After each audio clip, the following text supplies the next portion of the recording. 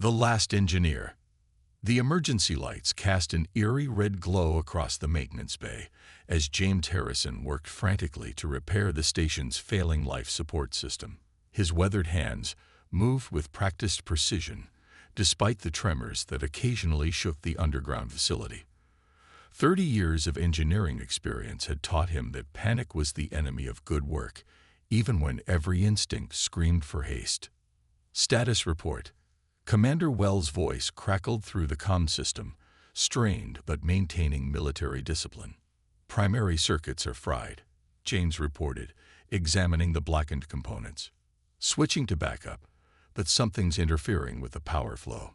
Never seen anything like it. Another tremor rocked the facility, stronger this time. Tools clattered to the floor as James braced himself against the wall. The Helios research station had weathered countless seismic events during its 15 years on Kepler 186f, but these tremors felt different. They had a rhythm, almost like footsteps. Harrison, we're detecting massive energy signatures approaching the perimeter, Wells announced. Whatever knocked out our communications array is coming back. How long until life support is operational? James wiped sweat from his brow, leaving a streak of grease across his forehead. 10 minutes, maybe 15. These circuits aren't just damaged. They're being actively disrupted by some kind of electromagnetic field. You have 5 minutes. After that, we're initiating emergency protocols and evacuating all non-essential personnel. The engineer bit back a curse. He wasn't a soldier or a scientist. He'd come to Helios to maintain equipment and occasionally marvel at the discoveries being made. The facility's primary mission was to study the ruins of an ancient civilization discovered beneath the planet's surface. Now those ruins were apparently waking up, and James was caught in the middle of it. The piercing alarm cut through his thoughts. Perimeter breach. Wells shouted. Multiple contacts. Security teams to defensive positions. The sound of plasma rifles echoed through the corridors, accompanied by an otherworldly mechanical whirring. James worked faster, rerouting power through secondary systems. The life support indicators slowly began to rise from critical levels. There, he muttered, making the final connections. That shoulder. The maintenance bay door exploded inward in a shower of sparks and twisted metal. James dove behind a workbench as something massive entered the room. Through gaps in the wreckage, he caught glimpses of gleaming metal and pulsing blue energy. The security team's weapons fire seemed to have no effect on the intruders. One by one, the defenders fell silent. James held his breath, pressing himself against the cold floor as heavy footsteps approached his hiding spot. A metallic tendril snaked around the workbench, its tip glowing with the same blue energy he'd seen earlier. James closed his eyes, expecting the worst, but the tendril merely hovered near his face, scanning him with a soft blue light. Mechanical aptitude detected. A voice echoed in his mind, neither male nor female. Engineering knowledge present. Viable candidate for integration. James felt himself being lifted by an unseen force. He struggled, but his limbs wouldn't respond. As his consciousness began to fade, he caught a glimpse of his attacker. A towering mechanical form that seemed to shift and flow like liquid metal, its center housing a crystalline core that pulsed with internal light. The awakening requires maintenance specialists, the voice continued. You will serve. The last thing James saw before blackness took him was Commander Wells leading a desperate counterattack, her face illuminated by weapons fire as she shouted orders he could no longer hear. The facility's ruins had indeed awakened, but not as the silent archaeological treasure they'd imagined. Something far older and more terrible had been sleeping beneath the surface, and humanity had just discovered its snooze button didn't work. Whispers in the dark. James awoke to darkness and the steady hum of machinery. His head throbbed as consciousness returned, bringing with it fragmented memories of the attack. He found himself in a vast chamber, its walls lined with pulsing blue circuitry that cast shifting shadows across ancient metal surfaces. You're finally awake. A woman's voice came from nearby. I was beginning to worry they'd damaged you permanently." He turned to see a tall figure emerging from the shadows. Her uniform identified her as Dr. Rachel Torres, lead synorchaeologist from the European sector. He'd seen her around the facility, but never spoken with her directly. "Where are we?" James asked, his voice rough. "About 2 kilometers beneath the original ruins," Rachel replied. "They'd been bringing survivors down here for the past 12 hours. Those they deem useful." James tried to stand but found his legs unsteady. Rachel helped him up, and he noticed the strange metallic bracelet around her wrist, identical to one now adorning his own arm. "They're calling them integration markers," she explained, following his gaze. "Near as I can tell, they're analyzing our knowledge, our skills. They need us for something." "The machines that attacked us." Rachel shook her head. "The machines are just vessels, tools. There's something else down here, something that's been sleeping for millions of years. We thought we were studying ruins, but we were really looking at a hibernation chamber." Before James could respond, the chamber's lights pulsed more intensely. A holographic display materialized in the center of the room, showing complex mathematical equations and engineering schematics that made his head spin. "Your assessment begins now," the same alien voice from earlier echoed in his mind. "Demonstrate your comprehension of these systems." James studied the displays, his engineering background allowing him to recognize familiar patterns despite their alien nature. "These are power distribution networks," he muttered. "But the scale, they're designed to channel energy through the planet's core itself." "Correct," the voice responded. "The great machine requires maintenance after its long dormancy. You will assist in its restoration." "And if we refuse?" James asked, though he suspected he knew the answer. "Refusal indicates non-viability. Non-viable specimens are recycled." Rachel gripped his arm. "We've already lost 3 people who couldn't or wouldn't help them. Whatever this great machine is, it's preparing for something big, and we're either going to help build it or we're going to die." A door opened in the chamber's far wall, revealing a corridor bathed in the same blue light. The integration markers on their wrists pulsed in sync with the illumination. "Proceed to primary maintenance sector," the voice commanded. "Begin repairs." As they walked, Rachel spoke in hushed tones. "There are others down here, scientists, engineers, technicians. We've been trying to piece together what this thing really is. The ruins we found weren't just a city or an outpost. The entire planet is one massive machine, designed to harvest energy from the star itself. For what purpose? We're not sure, but—" She stopped as another group of survivors emerged from a connecting corridor. James recognized Technical Director Zhao from the Asian sector, along with several engineers he'd worked with. Zhao's eyes were wide with a mixture of fear and excitement. "Harrison, Torres, you need to see this. We've accessed some of their historical records. This facility, this machine, it's not just a power station, it's a weapon. And it's almost ready to fire." The integration markers pulsed again, more urgently this time. The alien voice returned, but now it held an edge of warning. "Proceed to your assigned stations. Further unauthorized communication will result in immediate recycling." James and Rachel exchanged glances.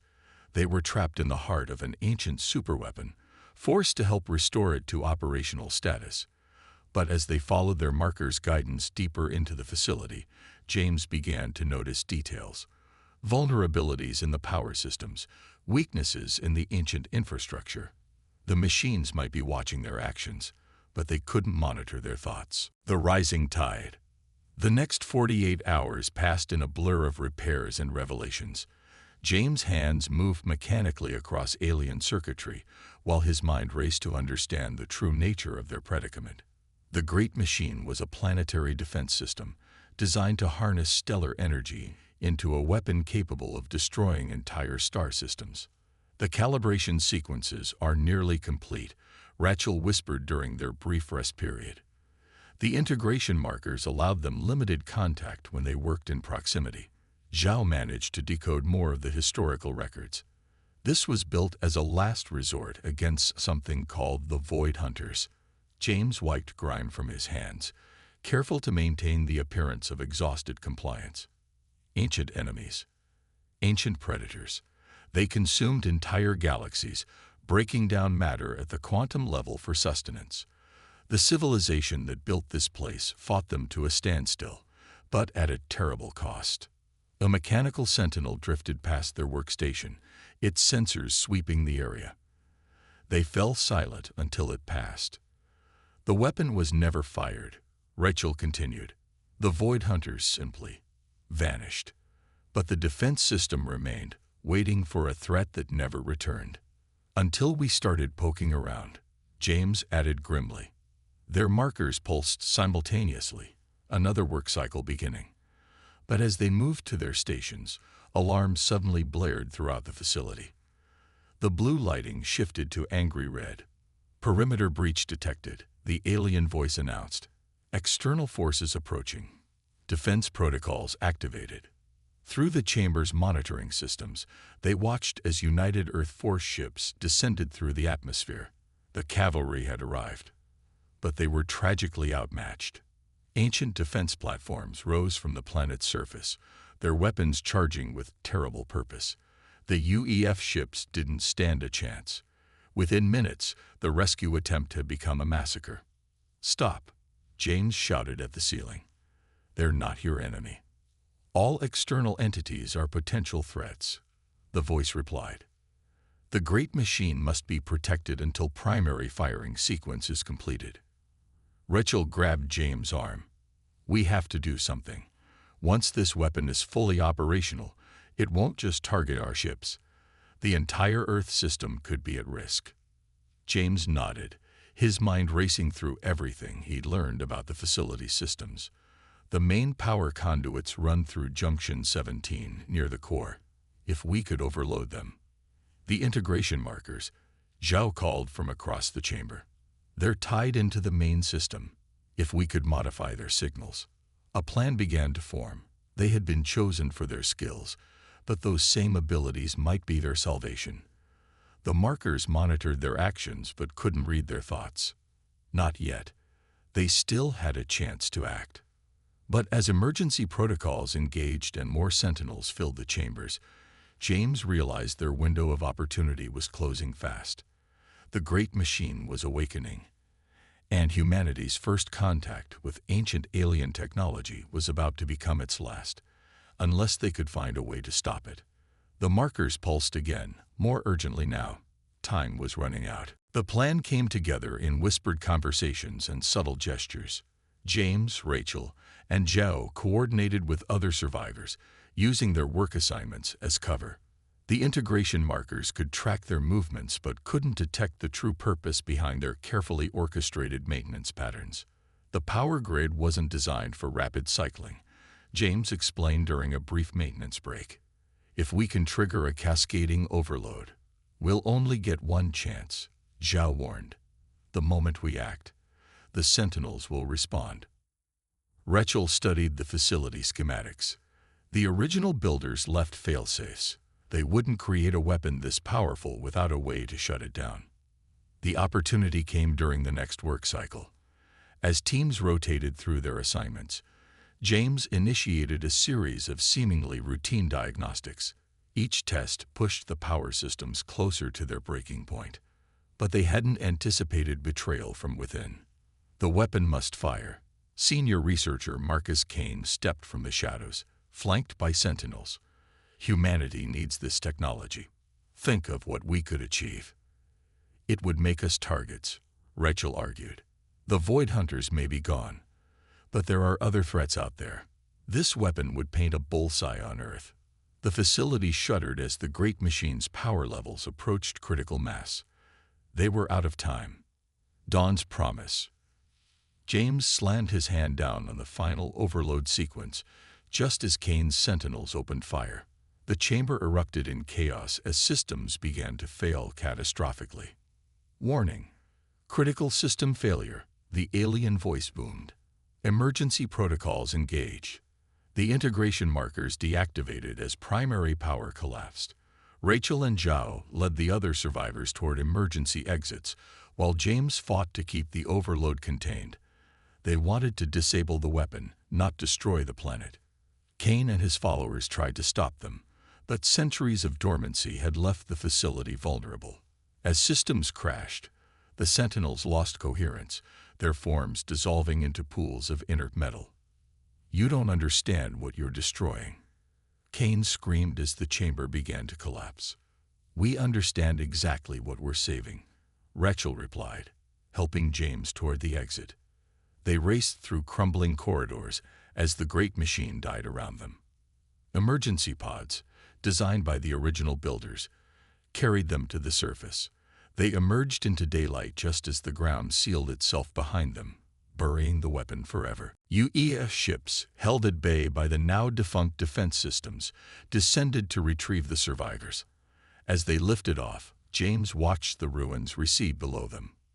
"We'll need to warn others," Rachel said. "There could be more facilities like this out there." James nodded. "But we'll face them together, as explorers, not weapons of war." The planet grew smaller beneath them, its surface peaceful once more. Humanity's first encounter with ancient alien technology had nearly been its last, but they had proven themselves worthy of survival not through force, but through cooperation and wisdom. As their ship broke orbit, James thought about the civilization that had built the great machine. They had survived the Void Hunters, but had been transformed by fear into something perhaps equally dangerous. It was a lesson humanity would need to remember as they ventured further into the stars. There would be other ruins, other discoveries. But now, they knew to temper their curiosity with caution and their ambition with wisdom. The end.